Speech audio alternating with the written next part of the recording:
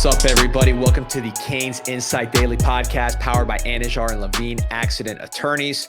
We are going to continue to break down the Florida Gators with Fox Sports' Eric Esteban, lifelong Gator fanatic, expert. He breaks it down, every position, strengths, weaknesses. I think there's more weaknesses than strengths on that unit, but he gives you his side of the story along with some facts to back it up. So we'll enjoy that conversation.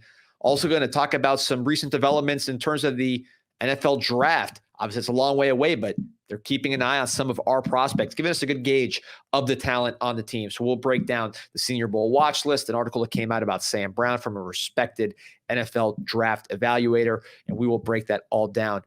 First, want to talk about some folks that you don't need to break down. You know their quality. That is Anijar and Levine Accident Attorneys. If you or someone you care about has been injured in an accident, you could be entitled to significant compensation. Dial 1-800-747-FREE, 1-800-747-3733. Take back control of your life with Anijar and Levine. Hop in, Pete. That's the phrase. That's the phrase of the week right there. Yeah, man, Mike coined it, but he made it official. But listen, we did the Mike Ryan podcast yesterday, which if you guys haven't tuned in, every Wednesday we go live for like an hour, hour and a half with Mike Ryan, the legendary Mike Ryan, very polarizing in the CanesInSight community, but people are watching it. I really love those shows. Kind of go off topic a little bit, obviously talk a lot of Canes. He's a deep insider. He's at practice, but we bounce around different topics. But I got to say, Pete, 90% of the comments on the Mike videos are about you and wanting more Pete. I thought we gave them some more Pete, and they said, your screen is too small. They want to put you on this big TV over here, kind of hovering over us. They said, we need more Pete. That's 90% of the comments. So what do you think about the surge in popularity that you're experiencing right now? I mean, listen, I can't say it was on my, my bingo card this year, but they call it the resurgence, right? So the rebirth, I don't know what you want to dub it, but obviously not the insider necessarily anymore. But, it's good to see him being embraced once again. Yeah, all I'll say is this. I had some antics on Twitter years ago about the athletic department. I think a lot of that stuff turned out to be true as we look back on it now. So if you want to be part of the change, as always with Canes Connection, you can do that. But I feel like I was part of the change a little bit. The truth tellers are rarely recognized in their time. They're reviled. People react negatively towards them. And then in retrospect, they say they were right. So listen, all those coaches are gone. Athletic director's gone. It is a new era. Pete has gone from the most attested to the most requested in this 2024 season as we take it to the top. But wanted to kind of go in your wheelhouse a little bit, Pete, as far as the NFL draft. Obviously, you worked as an agent for several years, still have deep ties into that community. I know you're buddies with Jim Nagy, the head of the Senior Bowl, and you're familiar with the process. So walk us through the Senior Bowl watch list and what it means for the Hurricanes. So as I pull up the graphic here, 13 guys on this list here. And look, this list is not the end-all, be-all. There's, for example, right off the bat, I noticed Elijah Alston wasn't on there, and I think he's a guy who's definitely going to be on the NFL radar. And remember, it's new that underclassmen can play in the game, right? So you see Damian Martinez on this list as one of the underclassmen here. And it used to just be that seniors were the only ones eligible for the game unless a junior was graduating in December, right? So that's changed now. The underclassmen are eligible for the game. Again, it's not the end-all, be-all, but it gives you a good idea here, D, of some of the guys on the radar when the scouts go in there. And I think most of these guys have a legitimate shot to get drafted. I don't know how many top 100, and that's generally when we say top 100, obviously third, fourth round range there, where you're essentially that's considered an elite type prospect, right? Not everyone's going to be a first round pick, but if you're a top 100 pick, those are upper echelon prospects. A lot of these guys have an opportunity to move themselves up the board, but squarely on the radar. And look, we can kind of go one by one here, D, if you want, but it's a nice number. So what are your thoughts?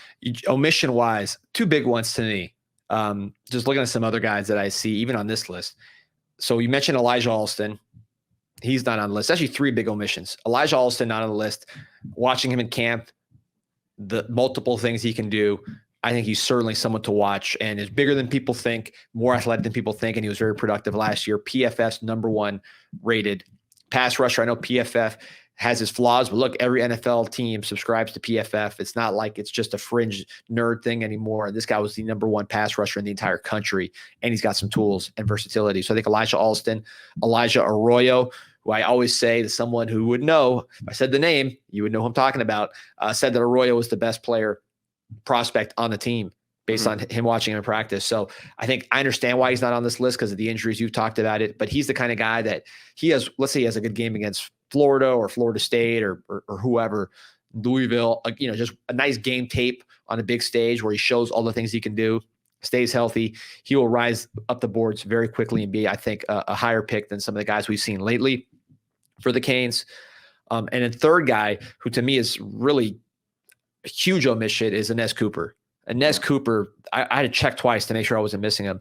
This guy, he's a junior. He's a guard. I could see how he kind of slipped through the cracks, but this is a guy. I mean, he was better than Javion Cohen last year, who started preseason games for the Browns, and he's significantly taller and has less of the off the field concerns that teams were raising about Cohen.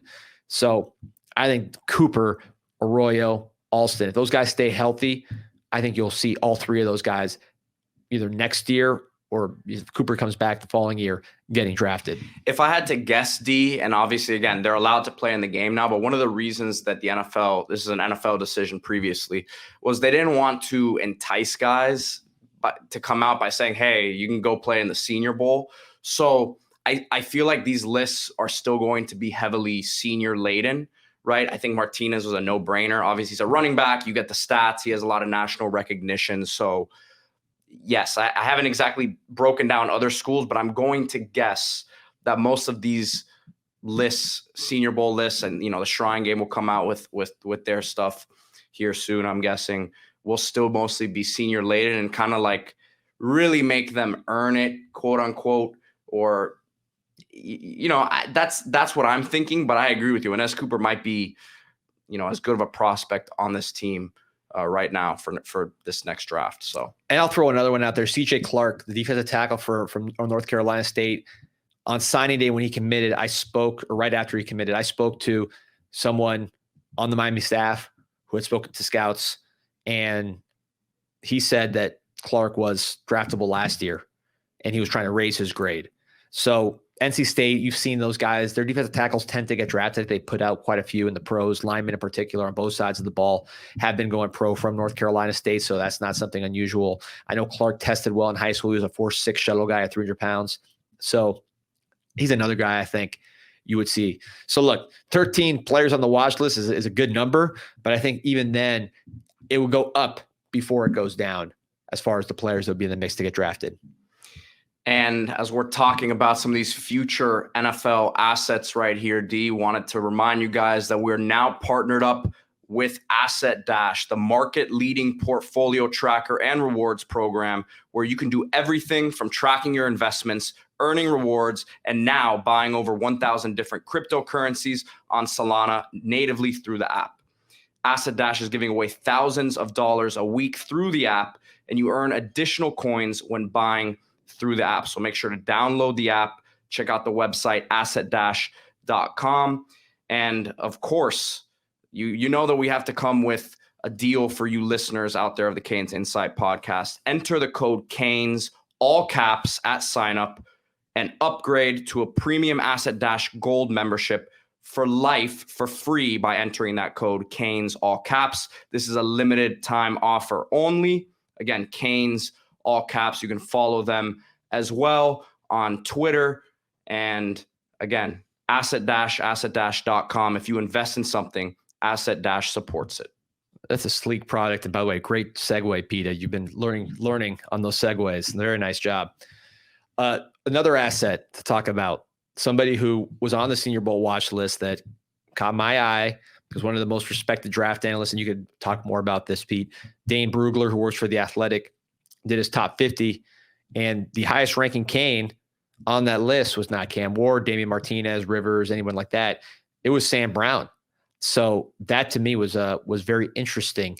And you can see the scouting report here. But people, talk about what this ranking means to someone like you who used to read lists like this as part of your job and about Sam Brown? So listen, I think that people get caught up on the mock drafts, a lot of times, because a lot of it is opinion based by the people writing it, is statistical based, production based, and they aren't really based on anything from scouts, information from scouts, right? So Dane Brugler, a guy that I followed closely, I've dealt with him, on a couple of my guys, and I know he does his research on guys, asking me for their birthdays and things of that nature. He puts together his great draft guide, The Beast, every season.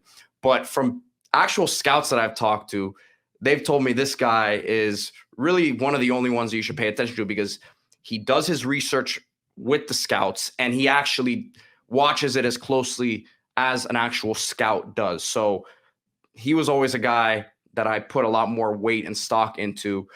Again, these mock drafts, a lot of them aren't based on, like, for example, Tyler Van Dyke, when he was getting these top 10 mock draft, projections, so to speak, a couple years ago, the scouts that I were talking to were saying, that's not where he's at right now. Right. I wouldn't put him there. That's what a lot of these scouts were telling me at the time. So to me, this is a guy that he looks at things a lot more from the scout's view, from the scout's lens. And to see Sam Brown there as a top 50 guy already, it doesn't surprise me. I've been saying I think he's a top 100 type talent. But again, you read what he says there at the bottom. It says, if the NFL draft were tomorrow, the 2025 draft, I don't think he'd be one of the first 5 receivers drafted, but he's ready to emerge, ascend. So there is some projection going on here. But physically, as we've said time and time again, D, I think Brown gives you a different element, a different burst, yards after catch. The body type is what you like. So I think he's a guy who really could take this offense to a different level. Yeah, I know Jerry Sullivan, who we talked about on a previous pod, the wide receiver guru. Some people say he's the best wide receiver coach of all time, 80 years old, still looks great, moves around great, who's been helping with the program, working with the receivers, of course. He's a big fan of Sam Brown and his NFL potential. And this is somebody who would know, spent over 25 years in the NFL, Justin Jefferson, Anquan Bolden, Larry Fitzgerald, you name it, this guy's coached them. So he had very, very good things to say about Sam Brown and the explosiveness and the juice. So you had great receivers already, the top 2 leading receivers in the ACC. You add Sam Brown. That's a pretty good mix. So nice to hear these kind of things before the season. Hope that buzz continues to build during the season, because that means that our guys are producing. A lot less NFL buzz for some of the players we're about to talk about on the defensive side of the ball with the Florida Gators, but we will break down that Florida Gator defense with Eric Esteban, Fox Sports veteran, he wrote for the Herald, ESPN, student newspaper at Florida when he was there, speaks to the journalism school now. So he's got a ton of accolades. He'll be breaking down the defense. And I do a spot for the Hurricane Team store in there, so I won't repeat it. But new deal just came out, 75% off this weekend on many items at the Hurricane Team store, MiamiHTS.com, or go to the store at the Thesis across the street. So with all that said, let's talk to Eric Esteban. All right, part 2, going behind enemy lines to learn about the Florida Gator program. Talked offense last show. You can check that out on YouTube. Now we are digging into the defense, and I'll do the whole introduction again because you deserve it. Run it back. He is the Vice President of Relations for Fox Sports, formerly at Scout UF, the Alligator, Miami Herald, ESPN.com, Palm Beach Post, 10 years at Fox Sports, Florida Valley on your TV screen. Gives lectures at journalism school, tell them how to make it to the big time down at Florida. Commissioner of League Machuchando, one-time champion, and is a friend of 25 years and a Gator source for 25 years. Eric Esteban, how you doing? Good. Happy to be here. Part 2. That's quite the intro. Nailed it. All one take, just the way we like it. Yeah, there you go. You're loosened up. You're now ready to talk about an even better aspect of this Gator team, which is the defense, right? All right. I'm bringing a little more pep to this segment. I hope so. It was depressing on the offensive side. Well, now the defense is what I understand to be kind of a weak spot last year. So let's work on the lies. Let's work, is a judgment-free zone. Let's go. Let the comments rip you up. Let's go. No. Defense is where it's at, especially for the UF. So we'll talk a little bit more about it. All right. So let's go position by position here. Yep. Starting at a position where, I think to me what's interesting about this Gator team is when I look at the team last year and I say, who are the best players? Obviously, Wilson's one of them. Mertz, I think, is a good player. Mm-hmm. You lose at the end. You lose Pearsall. And then on the defensive side, you lose Princely. I won't even try with the last name. To Ole Miss. How big of a loss is that really? Is that sort of an overstated loss? Is it a real loss? And how's this edge position looking for the Gators? With Princely, don't let the door hit you. I think it's one of those. This defense is going to be better. It's going to be better at all three levels. And specifically about the D-line, you mentioned Princely leaving. They're especially high on what they have coming off the edge with this team. Tyreek Sapp returns, a name you're familiar with and your audience familiar with after his successful time at Aquinas. He returns after playing every game last year. Justice Boone, a name that they're very high on off the edge. He was injured last year, but a guy who could be a leader on that side. And then I'll throw one more name for you coming off the edge, TJ Searcy. Long, has stayed. For your audience, Jalen Phillips prototype, just this guy who looks a guy who can only be an edge guy, but they're standing up more. So I'm excited. Princely, who's Princely? I don't even need to try and pronounce his last name. We're going to see him again this year. UF plays Ole Miss, so I'm sure they have that circled on their calendar, but especially off the edge, you're talking about a deep group, talented group, and they're going to rotate guys. They're looking at two deep that they love. TJ Searcy compared to Jalen Phillips, All-America first-round pick, one of the best young pass rushers in the NFL. Right, You sound like me now. I think I compared our 2026 quarterback commit to Bryce Young yesterday. So you're pulling from my playbook. Oh, baby. I'm definitely – it's all seeping in here. The CanesInSight, it's seeping in. Before I get too far ahead, I want to just slow it down and look big picture. This was a team that was 114th in the nation in yards per play against, which is basically like your efficiency. So, tough year in that standpoint. Yeah. Scoring defense, allowing 29.5 points a game, good for 85th. We just spoke on the pass rush. When you look at sack rate, and again, this is with sack percentage. So it's basically the amount of dropbacks that result in a sack is with Princely. The Gators were 72nd. So there's a lot of room to improve. You mentioned you think the pass rush will be improved. Where else can this defense improve?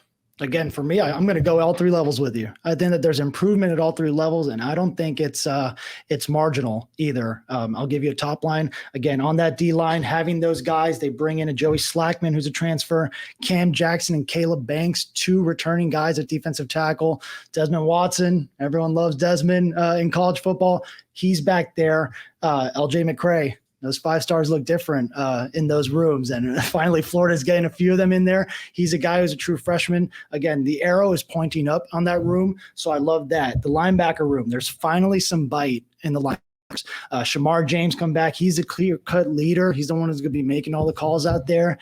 But what I really love from UF at linebacker, they kind of swapped out. Scooby Williams goes to Texas A&M. Pup Howard comes in from South Carolina, a guy that they're really high on. Grayson Pup Howard, check him out.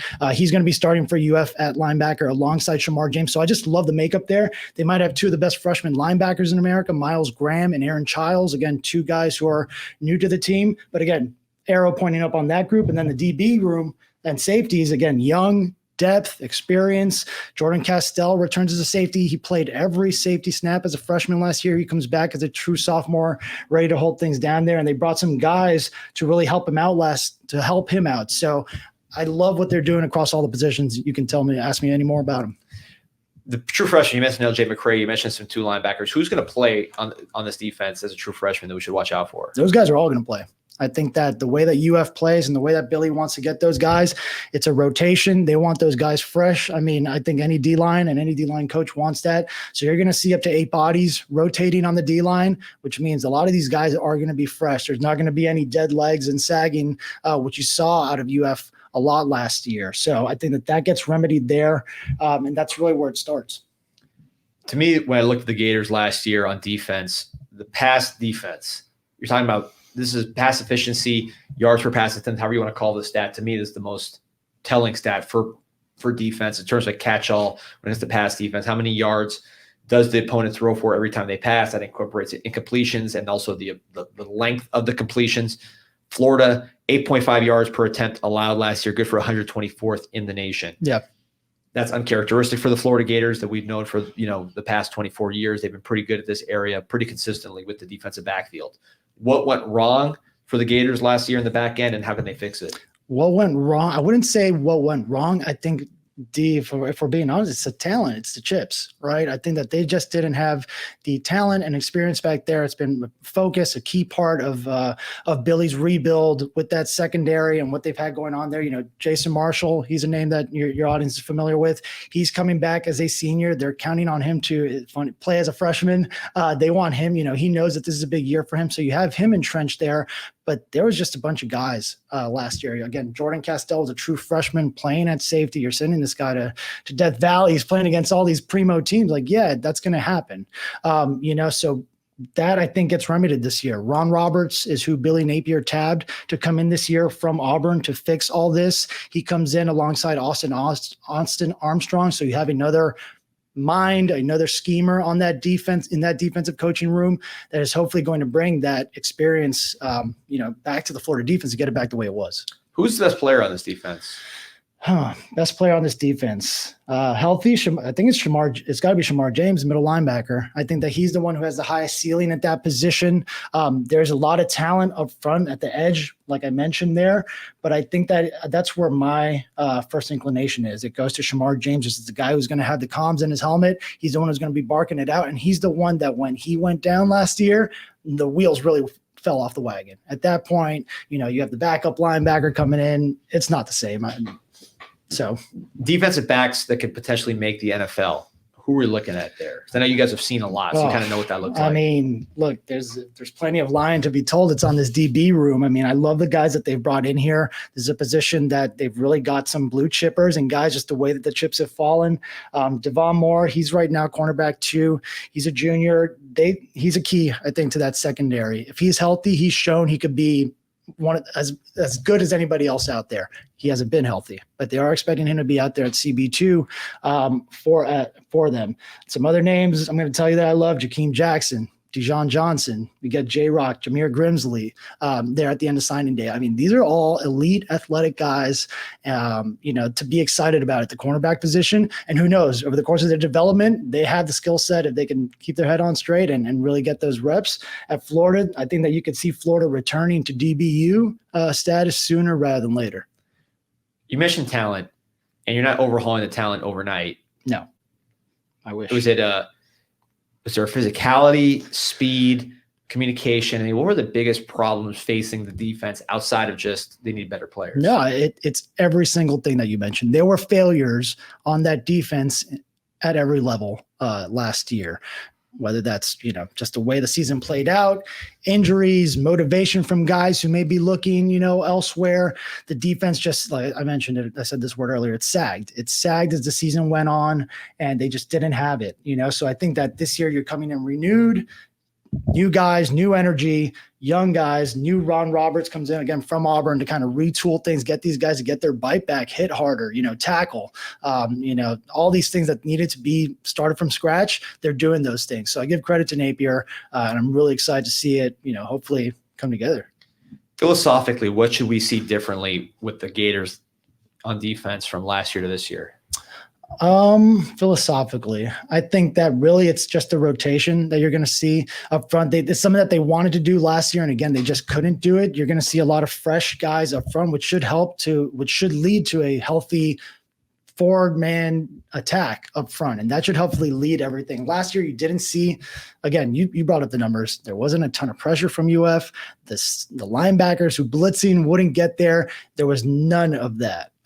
So I think that, again, with the way they've retooled things, hopefully that this leads to that kind of changing. So I'm optimistic. All the reports, spring, fall, the scrimmages, defense is really shining. So I'm excited to see what that looks like week 1 against Miami. You know, Miami, when we switched to Manny Diaz from Coach D'Onofrio, there was a major shift in the front. You know, you're going from a 3-4, a lot of 2-gapping to just upfield. I mean, night and day from day one. So you're telling me philosophically, it's not going to change that much. It's really just going to be about having more good players. Having more good players, putting them in better positions, and having better communication. And having, again, bringing in that co-DC now, they're going to think is make that difference. Last year, the defensive coordinator was Austin Armstrong. Bright young mind. The players raved about him. They loved him. But he was also young. It was his first year as a defensive coordinator. So they bring in Ron Roberts from Auburn, you know, attacking defense, a guy who's coached in every level, every stop at the SEC, that gray-haired deco that you want on your line, on your sideline. So I think that having that extra mind is going to change the way that they approach a defense with Armstrong still leading the way. So Miami comes into town. Yep. Cam Ward at quarterback, one of the better offensive lines in the country, at least last year. You bring in Damian Martinez, pretty deep receiver room, and you have some tight ends who you're excited about. So kind of a new Miami offense that we don't know what to expect on our end because these are new players. But knowing what you know about those players and this matchup, what area are you most optimistic about in terms of how you match up and that you're most concerned about? Yeah, I think that the one thing I've seen Florida fans pointing to again is, Miami is installing a new system, right? These are all new guys, week one, intangibles, anything goes. But where I think UF has the best chance to succeed will be to hopefully creating a little pressure up front with some of these guys that I mentioned off the edge. I know that you guys have some good tackles, but again, they're really high on some of these guys coming into their own, the Justice Boones, TJ Cersei's, the Tyreek Sapps. Seeing those guys, I think that's going to be key. And then they've got to, they're going to have to make some plays on Cam Ward and some of those passes that he's throwing. Jason Marshall as a senior, and that he's played in that swamp against every team in every position. I mean, he's the guy who should be comfortable there. He shouldn't be phased. He should be able to lock down whoever you guys are throwing at him at wide receiver 1. So the hope is that if you can win a few battles, maybe Cam Ward's sails one a little higher in the swamp than he wants to. And you have a guy like Jordan Castell, a seasoned safety, and someone makes a play there. So I think that's where Florida could potentially win, is at those areas. In terms of the pass rushers, you went through a big list of guys. Who's the best just from a pure pass rush standpoint, one-on-one with the tackle generating pressure? They all bring different skill sets, and I think it's hard for me to answer that question just because each one comes with its own warts.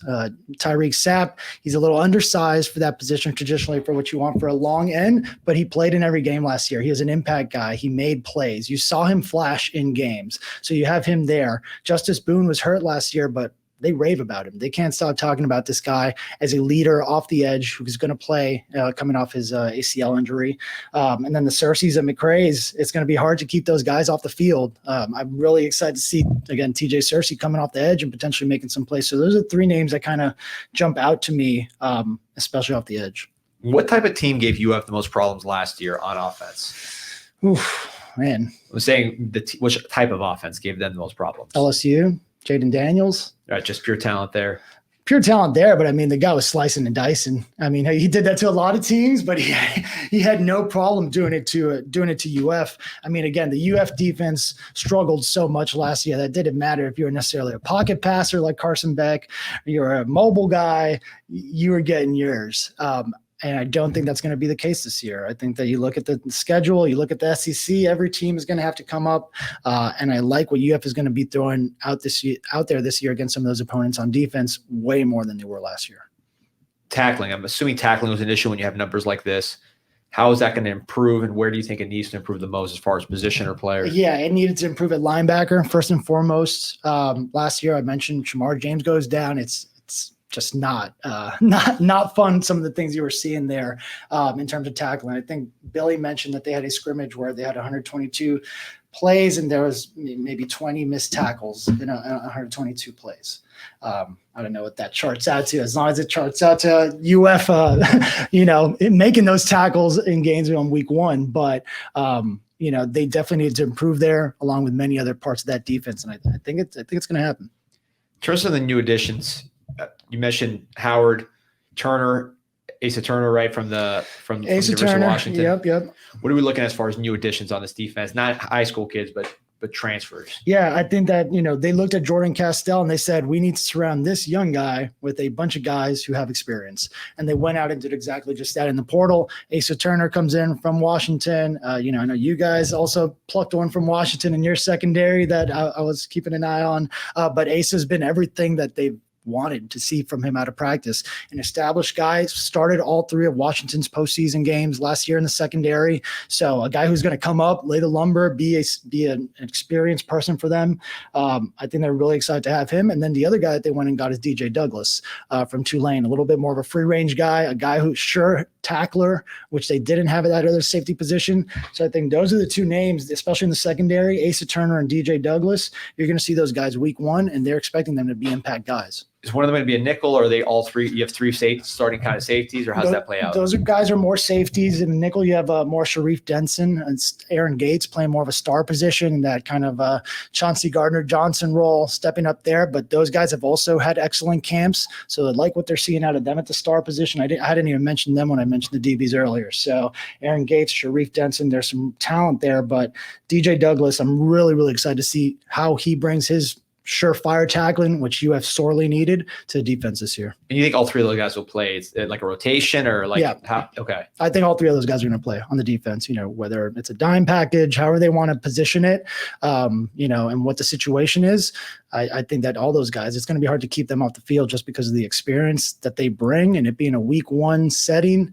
I think that's the way Billy Napier wanted to put the secondary together, is have that Castell returning. He's a true sophomore, played in every game last year, flank him with two guys who just have played and been in those games and made those tackles. So let's talk expectations when we wrap up. One of the worst defenses in the country last year, significant improvement expected.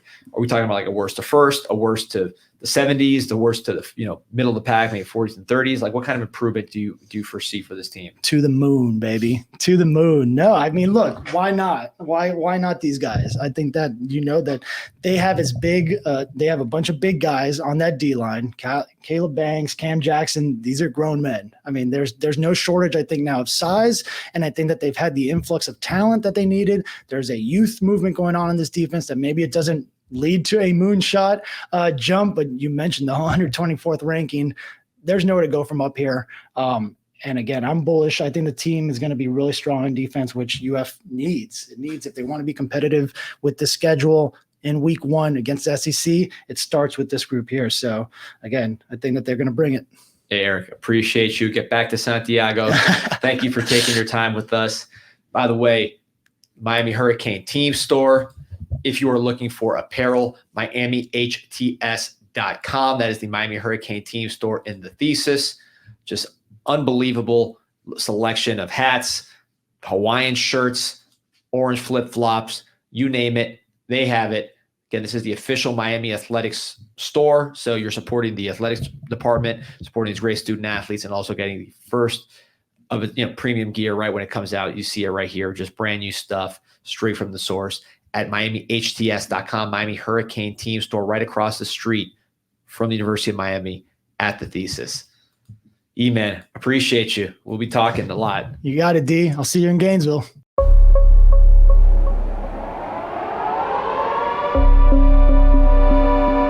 Yeah, this an insight to the Canes, and we ain't playing no games. Joaquin said dominate, so that's what we do. Home of the legends and 7th floor crew, down in Miami where hurricanes brew. You here for the rumors, we bring you the news, cause it's all about the you, and nobody do it like CanesInSight. Nobody do it like CanesInSight. Nobody do it like CanesInSight. Nobody do it like CanesInSight. It's CanesInSight.